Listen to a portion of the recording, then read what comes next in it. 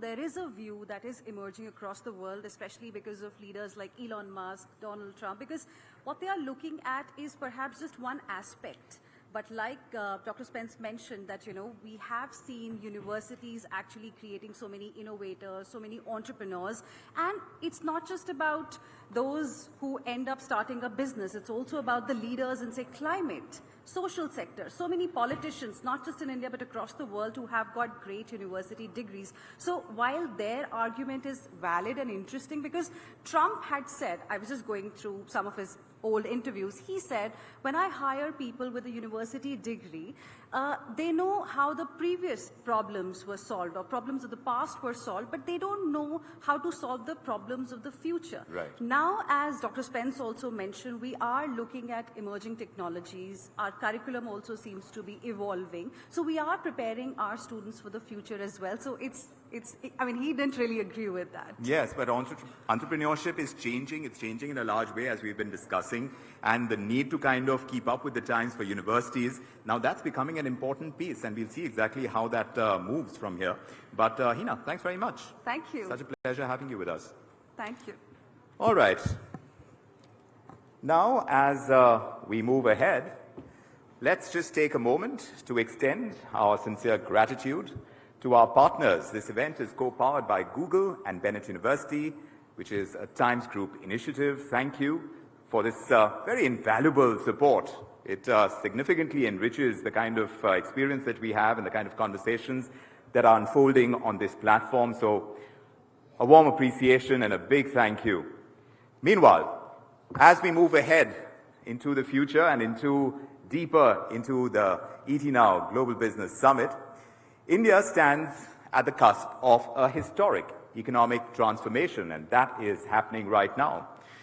With bold reforms, with technological advancements, and a thriving entrepreneurial culture, an animal spirit getting unleashed, the vision of this $10 trillion economy, that's no longer a distant dream. It's happening right now. It is an achievable reality as we see it now.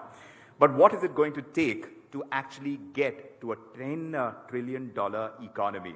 What sectors are going to drive this growth, and how can businesses and policymakers collaborate to really accelerate that journey? To explore these critical questions, this evening we have an esteemed panel of industry leaders who are shaping India's economic future. So let's welcome them. Joining us is Amarendu Prakash. He's chairman of the Steel Authority of India. So may we ask you to join us on stage. He's a stalwart of India's industrial backbone, and he plays this pivotal role in the nation's infrastructure and manufacturing growth. Welcome, sir. Good to have you with us. Meanwhile, Santosh Iyer, CEO of Mercedes-Benz India, may we ask you to join us on stage as well. He leads the charge in India's luxury automotive segment, driving innovation, sustainability in the mobility universe. Also, may we ask Kami Vishwanathan, President, Middle East, Indian subcontinent and Africa at FedEx, to join us on stage as well. A global leader in logistics and supply chain solutions, she brings invaluable insights on trade and connectivity. Also on this panel, Neeraj Kumar, Managing Director, Suntory Global Spirits India. He spearheads growth in India's evolving consumer market and premium beverage segment. And to moderate this exciting discussion that is going to unfold is my friend and journalist with deep understanding of markets and policy making. Well, the incredible Aisha Faridi. Welcome. Over to you, Aisha. Thank you so much, Vikram. Well, thank you, ladies and gentlemen. And today we're here to talk about India's economy, the path to $10 trillion. And I'm happy to see that a few of the GDP contributors are already sitting to my left. But Amarendu, if I could start off the discussion with you. You represent an industry without which there's nothing when it comes to infrastructure. Tell me, how do you envision India knocking on the doors of $10 trillion as an economy roadmap? I'll just give you an example of what is happening in my company, and that will Yes. represent something. Even President Trump, we talk about him a lot in these times, said that if you don't have steel, you don't have a country. He went as far as that in his first tenure, and now he's doing something to steel again in his country. In my company, in recent times, what we have been talking about is you get an audience, put a number on the board as a target. If the whole audience is not laughing at you, then your target is too small. So we talked about 5 trillion economy, India reaching a 5 trillion economy barely 3 years back, and there was so much skepticism around it. So many people were laughing at that goal. And today we are on the cusp of achieving 5 trillion much before 2030, probably 2020, as early as 27. So to me, this 10 trillion economy target is something that the audience is not laughing. And so I feel that they are serious about this. We are confident of this. If I tell you about the steel industry, it is at 180 million ton capacity in India, slated to grow to 330 million ton capacity in next 5 years. That's the kind of ambition that the industry has. Logistics is improving. The infrastructure in the country is demanding this. In fact, in 2017, India set up a national steel policy, and we said by 2030, we want to get to 300 million ton. And as steelmakers, we laughed. Frankly speaking, let me admit that we laughed. That 300 million ton in India, at that time we were barely at 80 million ton. And we said by 2030 is a joke. Today, we revised our target. 3 months back, we sat down and revised our target and said, no, by 2030, not 300, but 330 million. So that's the kind of growth which is happening. The demand elasticity is amazing. Last year, Indian steel grew at 14%. Against a GDP growth of 6.5 to 7%. This year, it is already in the first 10 months, it has already grown at 11%. So that's the kind of inflection point that we are seeing in terms of pace and quantum. So we are quite confident of the 10 trillion. Yeah, and no one laughed at all. So it's totally believable, all that you said. But Santosh, you know, you cater to an industry where you're catering to the aspiring India, right? Who doesn't want to own a Merc here and Benz, like you said, in South India, right? Yeah. Exactly. I remember our conversation. What challenges do you foresee, or do you think that, you know, the automotive industry, and especially the premium segment, can play a huge role in India galloping ahead? So firstly, let me also share a few numbers like the steel industry. You know, we are 30 years in India, and there has been a big question, when will the inflection point come up? But in these 30 years, we have sold close to 2 lakh cars. And but if you now dissect that, and if you see in the last 10 years, we have done 1,50,000 out of the 2 lakh cars have come in the last 10 years. And the last 1 lakh car have come in the last 5 to 6 years. So you can imagine that's the trajectory of growth. It has multiple signals. One is it shows, you know, luxury consumption starts when necessity ends, right? So in that sense, consumers are rewarding themselves. There is a way to also dissect this segment, because for us, 25% of the sales are coming from cars costing more than 1.5 crores. 60% of sales are cars which are in the region of 70 lakhs to a crore. And average selling prices have gone up from 50, 60 lakhs to 95 lakhs. So if you see not only the number, but also look at the structure of the car sales, it clearly shows that luxury consumption is there. It is a reflection in some extent of the economy and how aspirations in India are going. Looking forward, there is something, of course, we all expect this to continue because fundamentally, structurally, infrastructure-wise, we don't see, you know, we only see more positive upsides to it. And then coming back to the manufacturing side of this business, because that's a consumer demand, we also feel that, you know, now this ongoing discussions of opening up borders, opening up, this should help India not only to participate, also for brands like us, you know, not just to look at India's story, but also to see what can we do for the world in terms of manufacturing and exporting. So I think we are pretty confident. We have been strategically patient for 30 years. The last 6-7 years has been a role, and we expect this party to continue, I would say. Yeah, absolutely. One can see that in your smile, that the party is here to stay. But Kami, that's where you come, right? Because like Santosh mentioned, that, you know, the borders are getting completely sort of invisible, if you will. That's where the supply chain dynamics of India and how we leverage onto this globalization and, you know, one big world theme comes into play. Tell me, what's been your reading? Sure. I think I'll start by saying that we see a tremendous growth opportunity in India. And as a facilitator of global trade, close to $2 trillion of goods processed through our network every year. And we also have a ringside view of some of the changes in global supply chains, some of the shifts that we are seeing. And it is very clear that there is a definitive interest from global businesses in setting up manufacturing and export operations from India. We're also, of course, seeing a lot of Indian businesses going global, including the small and medium segment, which is increasingly exploring international markets. So for our India business, we are growing at 50% year over year, and we expect our business to double in the next 3 years. And with the government's focus on reducing logistics costs and making manufacturing more competitive, we think this will get even further accelerated, this growth that we are seeing. So, we are making investments in capacity to carry volumes from India to Europe and to the US and to Asia, and also inbound from Asia to India. And we launched a freighter from Guangzhou in China to Bangalore in South India in November, and it was full on the first day. And, so some of the other investments we're making are in infrastructure with respect to our gateway facilities in Delhi and Bangalore. Last year, we launched a state-of-the-art hub in Dubai to facilitate the regional imports and exports, but India is a big driver of that. We're also looking to see how we can simplify cross-border trade. And especially for small and medium businesses, and even for larger enterprises, there are lots of frictions in cross-border trade. And I'll give you an example. The import process into India has been very complex because of clearance. And so we've launched a digital tool called FedEx Import Tool, which enables customers to upload all of their documents. We use AI to process them, and they can make duties and taxes payments via the portal. So it really simplifies and makes the customer experience much better.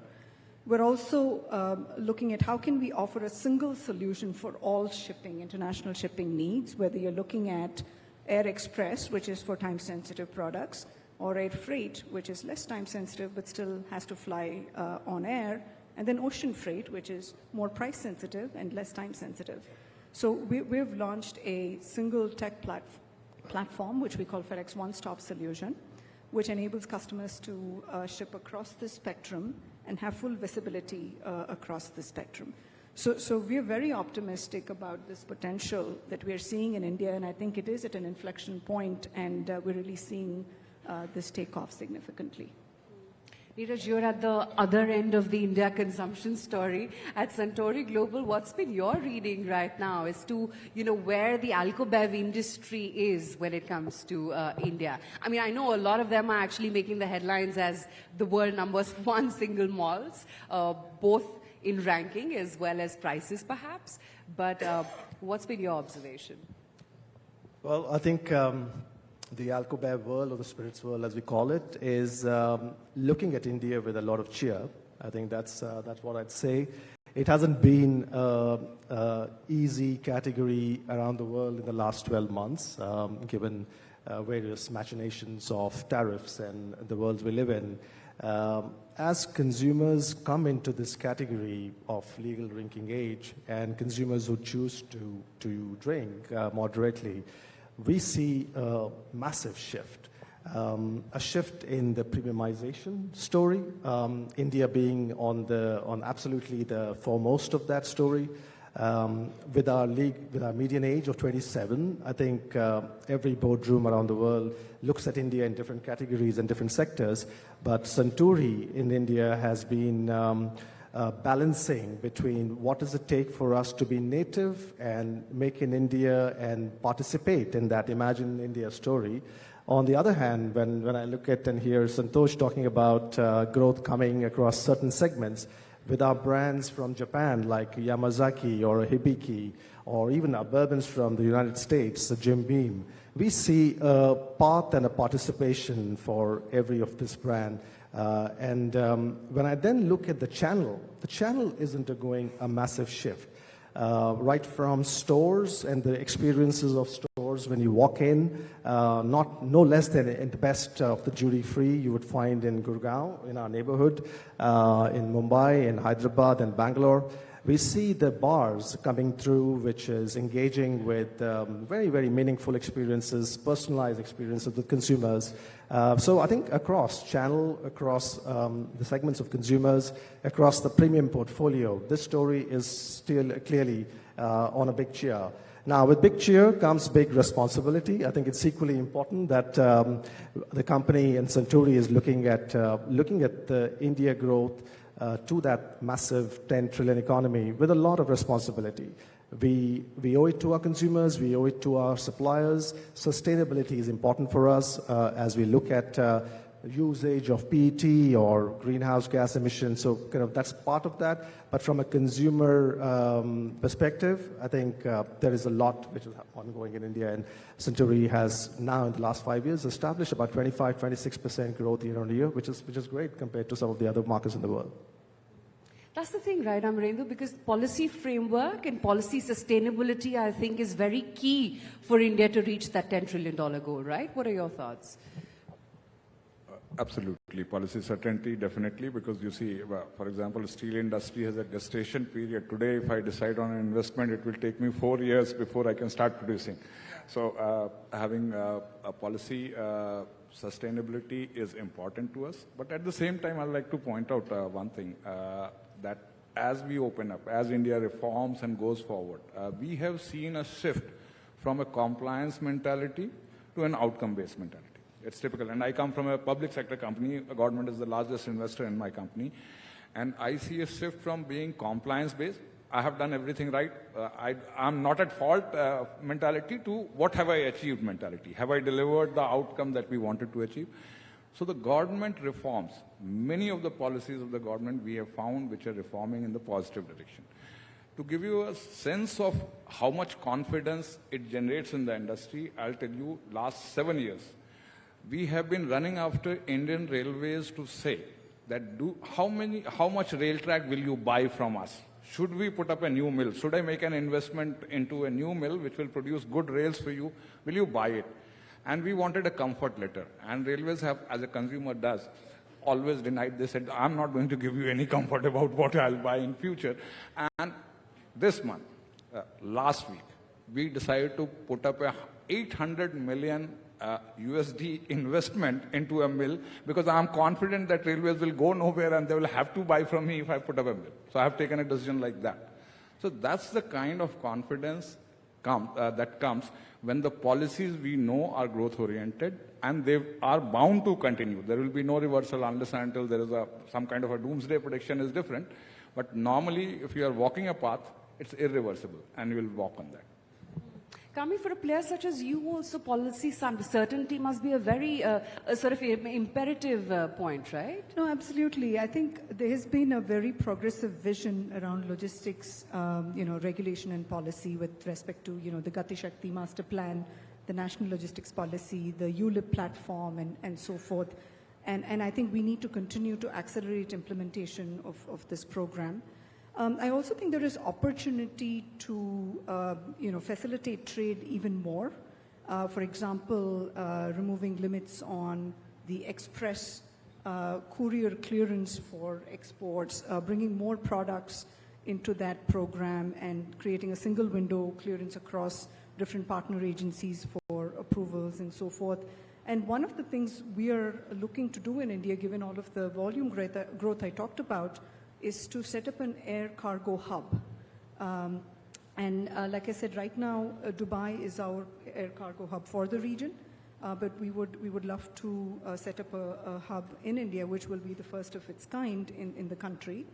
And I think for that, there needs to be certain regulatory changes that come up in terms of transshipments, regulations, screening, customs, and also airport infrastructure. So I think those are some of the things where a focus on these aspects will help accelerate, from the policy front as well. Amarendu, any figures to match the kind of vision that Kami just talked about? Yes, I think she is right on the numbers because you see one of the key things, and we have seen this across India, and it is not just about the steel industry or anything. You see, as the roads have got better in India, and the penetration of rail and road network inside the country increasing. You'll find, I come from a small village near Nepal border in Bihar. I was born there. The village that I had seen and the village that I see today after 30 years, there is an amazing change. Nothing has come, no industry has come there, no investment has come there. They just have a national highway passing right by the side of the village, and that has changed the economy of the village. That's the kind of inclusivity that infrastructure brings in, logistics brings in. Coming to a larger scale, when I produce 1 ton of steel, I need to move 3.5 tons of raw materials. So you can imagine the kind of logistics and infrastructure that we require. We look forward to that number. As I said, the steel industry is quite bullish as India is being built up. Naturally, the logistics requirement will build up, the supply chain requirement will build up, and I think Kami is right in her numbers. Yeah. Sorry, you wanted to make a point. I think one of the other enablers to this is going to be technology. And we have started on that path with the ULIP platform and the idea of digitizing end-to-end. And, when you talk about supply chain resiliency, we need to be able to leverage data and technology. And we need to be able to leverage AI, machine learning, to use historical data to see where we can predict delays and put in place interventions and so on. And we're doing a lot of work with that. We have a product called Surround that uses historical data and including data on weather so that we can put in place interventions to enable our customers to deal with the volatility and the disruptions that we've seen, and especially in the past few years due to a variety of factors. We're also working closely with the IITs. We have centers of excellence in both IIT Madras and IIT Bombay for creating the future of supply chains from both a smarter supply chain point of view as well as a sustainability point of view. And there is great research going on there with over 40 projects led by world-class professors. So we are very optimistic about the industry-academia partnership as well to create the right technological innovations to support smarter supply chains. Santosh, I recall when we were chatting 2 years back and I asked you, what's the future of cars? And you said technology. That was your only answer. That, it's not going to be about whether it's hybrid, diesel, this, that, EV or anything. It's just going to be about technology. Do you think India has that kind of bandwidth to actually leverage and make the cars of the future? No, for sure. If you see, cars are shifting to software-defined cars now, and already Indian OEMs are on that path with electrified cars as well. Same applies for us as well. All the new cars, we just had the Delhi Motor Show. We showed a car which is completely based on a software-defined platform. Let me also say that, we have another unit in India in Bangalore where there are around 10,000 engineers working for software-defined vehicles for the world. So, and I keep saying this, that, we feel proud that there is an India in every Mercedes sold around the world. Because these engineers are working just not on the software of the cars or just coding, but we have a lot of patents, more than 500 patents filed out of India for Mercedes-Benz. So I think a lot of proprietary work happening out of India, a lot of work happening on digital twins, on AI as well. So this is I think the sweet spot, because I think on the engineering side, we have the global macroeconomic challenges with also trade not as free as it used to be. But I think when it comes to software, when it comes to technology, here we can cross borders much faster. And I think this also for the sector, to your specific question, I think the Indian auto industry is also really taking this up fast. We will see a range of software-defined cars. The other point here also, electrification is one trend, but autonomous, again, it's always said that India cannot have autonomous cars, with the kind of traffic, with the kind of situation. But I think there would be use cases with the infrastructure coming up.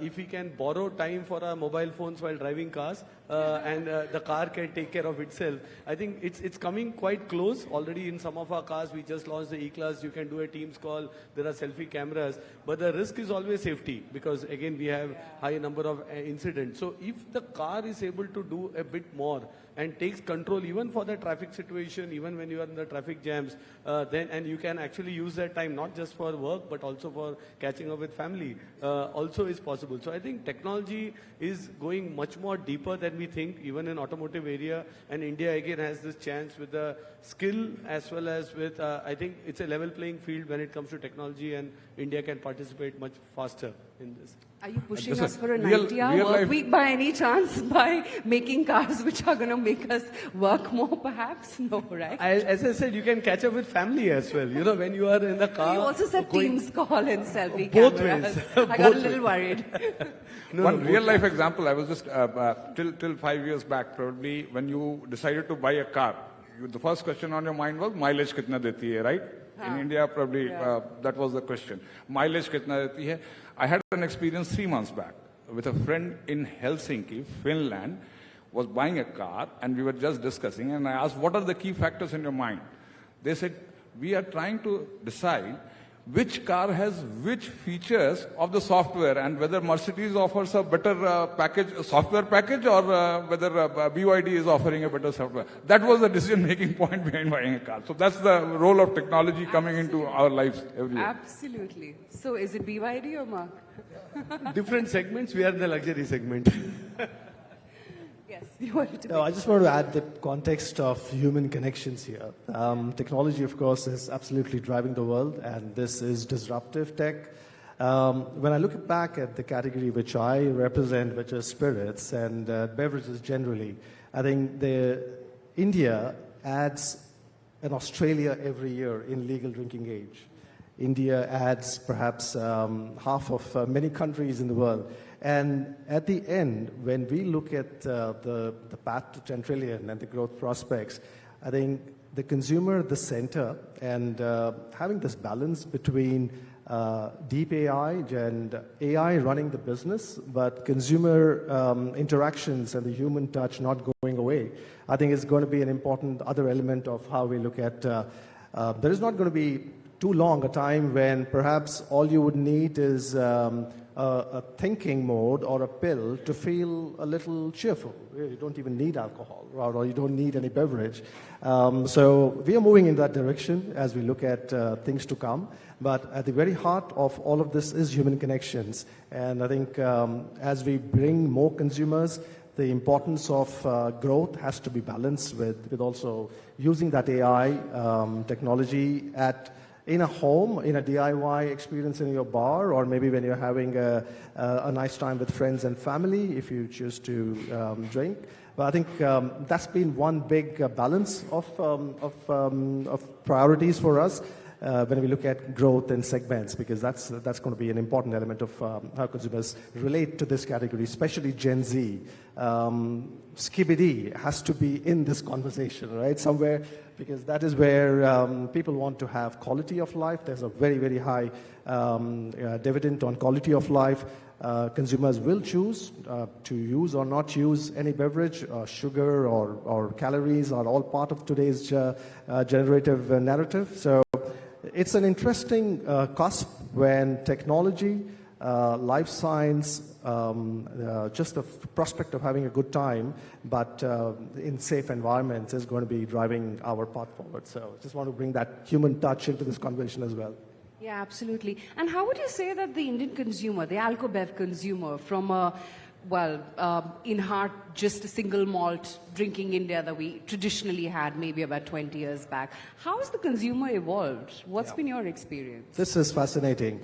The consumer today is all about repertoire, and a repertoire of having a beverage in the day, moving to an evening sundowner, going to a nightcap, or I think there is, I would say, 2 points. A point about the types of consumer. The new Gen Z or the legal drinking age is not necessarily only about single malts or whiskeys.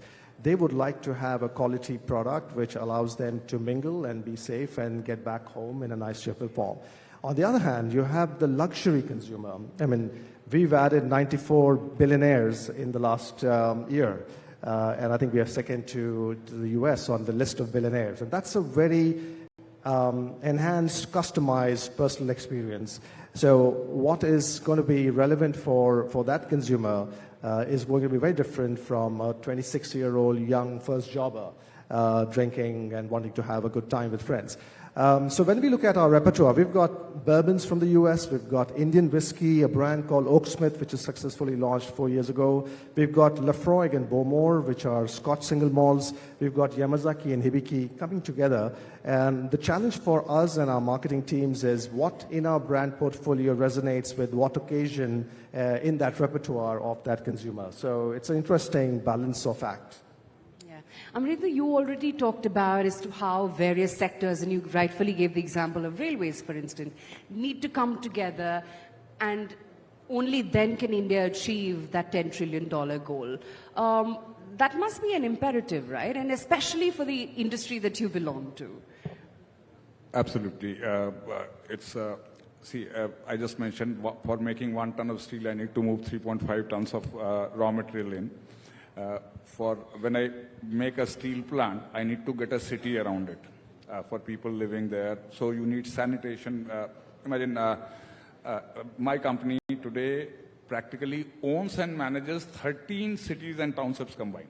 So we are the mayor we are the sanitation worker there. Everything, schools, education, hospitality, everything. So it is all woven together. If I look at the supply side, again, if I'm putting up a steel plant, I need spares.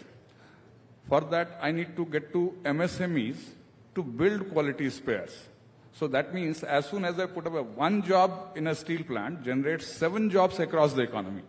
Everybody has to come together. The incoming suppliers also have to come together. So we are today talking about setting up steel plants and getting industrial clusters close to the steel plant. We will, for putting up a steel plant of, say, 5 million ton size, I'll need 400 megawatt power. So that means you are going to build a power plant. So the technologies, for example, BHEL or GE or others, ABB, need to come in and set up those power plants for us. So that, again, one thing that we need to remember in this whole process, and I wanted to bring this in, while India is growing, and we are saying we are building an India, advanced India, Viksit Bharat, and everything, you need to remember 3 things. You are not going to build an India for a decade. We will not build an India today, and after 10 years, we are again rebuilding another India over that because the infrastructure that we put in place is not long-lasting. So quality becomes a very important part of what India you are bringing in. So the norms and the quality controls have to be very strict, very strong. That is something that we are working on. And that's why if the steel plant is there, if the MSME is not up to that quality, the suppliers are not of the same quality. If the fabricators, after I produce the steel, the fabricators are not of the right kind to provide the right infrastructure there, it will all collapse. So we need to work on multiple points, and if all stakeholders need to come together while building this India for centuries, not for decades. Yeah. And Kami, you were making that point, right? That it can't be just the top of the pyramid. It has to be bottom up, starting off from MSMEs, starting off from grassroots. Yeah, absolutely. And what we have found is in the last couple of years, we launched a cluster strategy. So we identified clusters either on geographical or industrial lines. And so examples would be for, the automotive and leather cluster in Vellore in South India, or the home furnishings cluster in Delhi, or food and spice and so on. And we offer customized solutions for these clusters, pickups, deliveries, clearance, pricing, and also work with small and medium businesses from a knowledge sharing and mentoring and sharing of best practices point of view. And this has been a very popular effort in our customer base because we are really seeing a lot of exchange of ideas amongst SMEs. We are seeing a lot of interest in exploring markets and learnings from peers and experts on what are some of the pitfalls, how do you address them. And of course, we share our best practices from around the world as well in terms of shipping and logistics. We've also partnered with Invest India on the One District, One Product program. So across 750 districts in India and 1,200 products or so, working with SMEs on packaging, inventory management, and so forth. So we think this is going to be a big driver of the growth going forward, the SME segment. Santosh, shouldn't be a problem for you, right? You're catering to the top end of the pyramid. The aspirant Indian always wants a Merc or a Benz. Yeah, but I think for us as well, we have, when I said we have 200,000 cars on road, we have also parts to be supplied. The logistics setup that now we have set up in Pune and now also coming up with warehouses. And actually automotive also, like steel and many industries, there are enough studies to say that one car sold or one vehicle sold generates 14 jobs. So I think if all these sectors now are on the growth path. The 10 trillion where you started with should not be the biggest of the challenge. But it won't come by itself. I always feel that I have been in the industry now for close to 24 years. To now at this juncture to say that it will happen by itself also would be a fallacy. So I think industry on one side, the stakeholders, policymakers, we are on the right track, but we need to keep this momentum to make it happen as well. Okay, on that positive note and the buzzer, thank you all of you for being part of this discussion, and I'm sure we're going to make it to that $10 trillion vision of the government very soon. Thank you all of you.